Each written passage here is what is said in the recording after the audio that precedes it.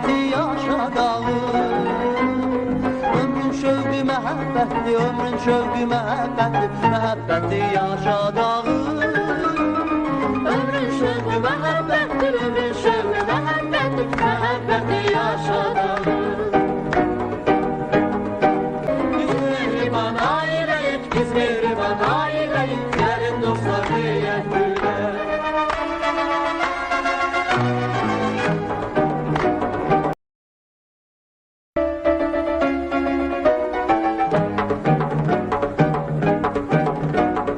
Mehribanlıq saadətdir, mehribanlıq saadətdir, saadəti yaşadalım. Ömrün şövqü məhəbbətli, ömrün şövqü məhəbbətli, məhəbbəti yaşadalım. Ömrün şövqü məhəbbətli, ömrün şövqü məhəbbətli, məhəbbəti yaşadalım. Biz mehriban ailəyik, biz mehriban ailəyik, gəlin dostlar deyək gülər.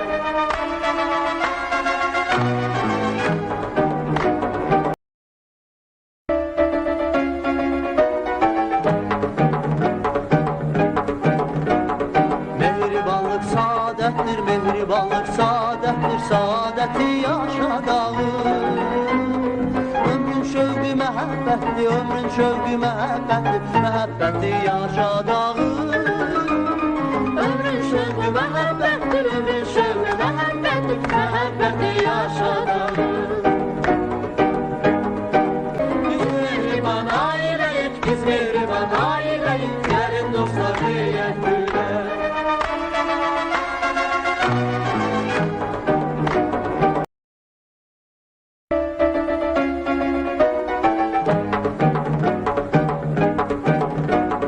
Mehribanlıq saadətdir, mehribanlıq saadətdir, saadəti yaşadalım.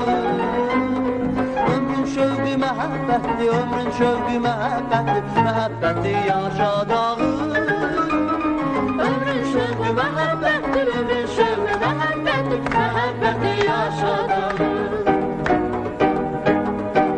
Biz mehriban ailəyik, biz mehriban ailəyik, gəlin dostlar deyək gülər.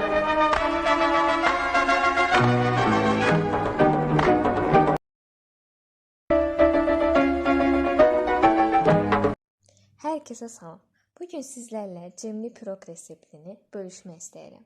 Bunun üçün bizə lazım olacaq ərzaqlar: un, şəkər tozu, 250 qram yağ, qatıq, vanil, cem, soda və duz olacaqdır.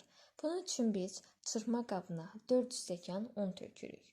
Onun üzərinə 250 qram möcüzə yağını rəndədən keçirərək umaç halı alınana qədər yaxşıca yoğururuq. Üzərinə 1 çay qaşığı duz tökərək yenidən yoğurmağa başlayırıq. Xəmirimizin içliyi üçün çırpma qabına 2 ədəd yumurta, 1 stəkan şəkər tozu və 1 ədəd vanil tökərək çırpıcı ilə 1-2 dəqiqə ərzində qarışdırırıq. Qarışdırdığımız xəmirin üzərinə 2 xörək qaşığı qatıq, 1 çay qaşığı soda əlavə edib yenidən çırpıcı ilə 1-2 dəqiqə ərzində qarışdırırıq.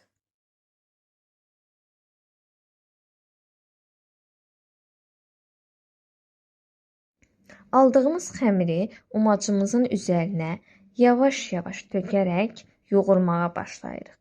Ələ yapışmayan xəmir alınana qədər yoğura bilərsiniz.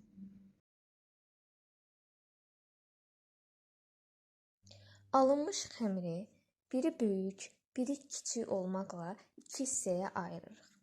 Böldüyümüz balaca hissənin özünü də 2 hissəyə ayırırıq. Ayırdığımız balaca hissələri soyuducunun buzluq bölməsində, böyük hissələri isə aşağı bölməsində 30 dəqiqə ərzində gözlədirik.